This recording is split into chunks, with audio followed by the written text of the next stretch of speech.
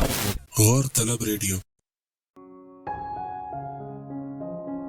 پیارے سامعین، زندگی کی اس تیز رفتاری میں، روزمرہ کی مصروفیات میں، جہاں بہت کچھ ہم سے دور ہوا، وہاں کتابوں کا مطالعہ بھی کہیں دور رہ گیا ہے۔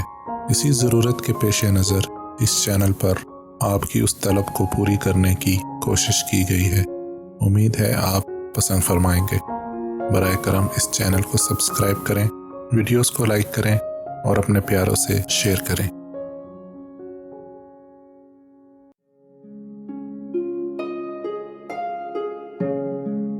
پیارے سامعین، پارٹ 2 میں آپ نے سنا کہ امبر کے ہونٹوں پر دھیری سی مسکراہٹ آ جاتی ہے جب وہ اپنی اسٹوڈنٹ لائف کا تصور کرتی ہے، اور یہ بھی سنا کہ کیسے تینوں سہیلیاں گرین پوٹیٹو یعنی عدنان کے موضوع پر ہنستی ہیں، جس کا گرین پوٹیٹو نام انہوں نے ایک دلچسپ واقعہ رونما ہونے کے بعد رکھا تھا، اور افزا ان کے ہمراہ مذاق سے لطف اٹھاتی ہے۔ اب آگے۔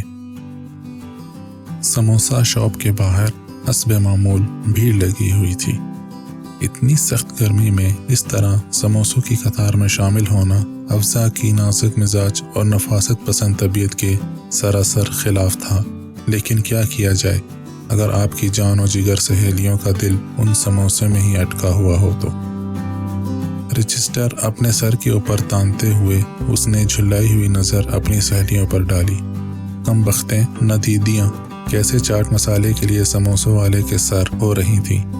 اور ڈالو اور ڈالو، اس نے کتنا کہا تھا کہ اتنی گرمی میں یہاں کھپنے کے بجائے اپنی کینٹین کے چکن سینڈوچز لے کر کھا لیتے ہیں، مگر نہیں بھئی، ان کا تو ان چاٹ مسالے سے لتھڑے سموسوں کے بغیر ایک دن گزارا مشکل ہے۔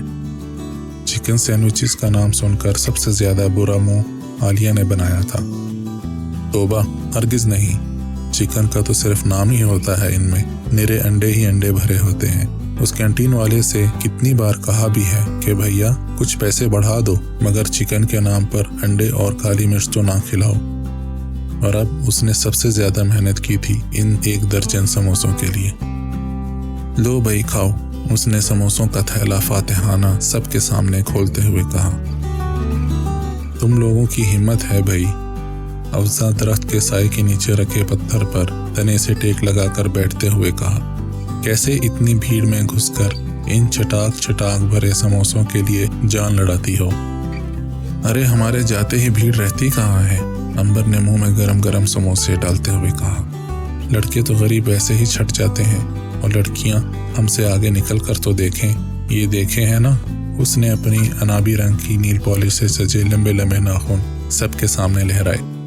اچھا چلو ہٹاؤ امبر، افزا نے کراہیت سے اس کے ہاتھ کھینچ کر سامنے سے ہٹائے۔ سچی مجھے تو حیرت ہوتی ہے، تم انہیں کیسے پالتی ہو کہ ان پر خراش تک نہیں آتی؟ میرے تو سر اٹھاتے نہیں کہ ٹوٹتے نہیں۔ عالیہ کی آواز میں کیسی حسرت تھی۔ قسم سے امبر، افزا نے اپنے نئے خوبصورت کاٹن کے سوٹ پر پڑے چاٹ مسالے کے ذروں کو ٹیشو پیپر سے نفاست سے جھاڑتے ہوئے کہا۔ اتنی محنت تم ان پر کرتی ہو، اگر اس کا اشر اشیر بھی بایو کیمسٹری پر کر لو تو میڈم نفیسہ خوشی سے مر جائیں۔ میڈم نفیسہ ان کی سب سے خران ٹیچر تھی، جو اپنے بے انتہا لمبے قد اور کھچڑی بالوں کے ساتھ بدمزاجی کے تمام ریکارڈ توڑتی پھرتی تھی۔ ان کے ساتھ زندگی نے نہ جانے کیا سلوک کیا تھا کہ وہ سارے زمانے کے ساتھ تلخ ہو گئی تھی۔ ان کے اس خوشباش گروپ سے تو ان کو خدا واسطے کا بیر تھا۔ بیبیو، اگر پڑھنا نہیں چاہتی تو گھر بیٹھو یا گھر بساؤ، کیوں ماں باپ کا پیسہ اور اپنا وقت برباد کرتی ہو؟ کلاس اور لیب میں ان کی ہنسی مذاق اور غیر سنجیدہ رویے پر چل کر وہ اکثر انہیں مشوروں سے نوازتی۔ ان کی پسندیدہ ترین لڑکیاں وہ تھیں جو سردی، گرمی، خزاں، بہار لیب کوٹ میں ملبوس پائی جاتی، اور جن کے لیے مسکرانا یا ضرورت سے زیادہ بات کرنا جرم تھا۔ صنف مخالف کو خاص طور پر کڑے تیوروں سے گھورنا فریضہ، اور لیب اور کلاس میں استاذہ کے منہ مبارک سے نکلے ایک ایک لفظ کو اچک کر ان سے کاغذ کالے کرنا عبادت۔ بقول امبر کے یہ لوگ تو لیکچرز کے دوران ٹیچرز کی آئی ہوئی چھینک کو بھی لکھ لیتی ہیں۔ پچھلے مڈ ٹرم میں انہوں نے اس پورے گروپ کو بالعموم اور امبر کو بالخصوص اتنے کم نمبروں سے نوازا تھا کہ اس کے فیل ہونے میں بس ایک آنچ ہی کی کسر رہ گئی تھی۔ اچھا، ان کی خوشی کے لیے زیادہ پریشان نہ ہو، دکھتی رگ پر ہاتھ پڑنے پر انور بلبلا کر بولی، سموسے کھاؤ ورنہ سچی اتنی بھوک لگی ہے کہ سارے کھا لوں گی کسی مروت کے بغیر۔ ویسے یار بتاؤ نا، کیا کرتی ہو جو یہ خنجر تمہارے کبھی کند نہیں ہو پاتے؟ عالیہ اب تک ناخنوں کے غم میں مبتلا تھی۔ بھئی کچھ نہیں، بس گھر میں سب کو پتہ ہے کہ ماں بدولت برتن نہ دھوتی ہے نہ کوئی امید رکھے۔ عنبر نے ایک شانے بے اعتنائی سے کہا، اچھا ہو چکا بہت ڈسکشن تمہارے ان عزیز جان دلاروں پر، اب چلو ورنہ میڈم نفیسہ کی طرح سر احمد سے بھی ڈانٹ کھانی پڑے گی۔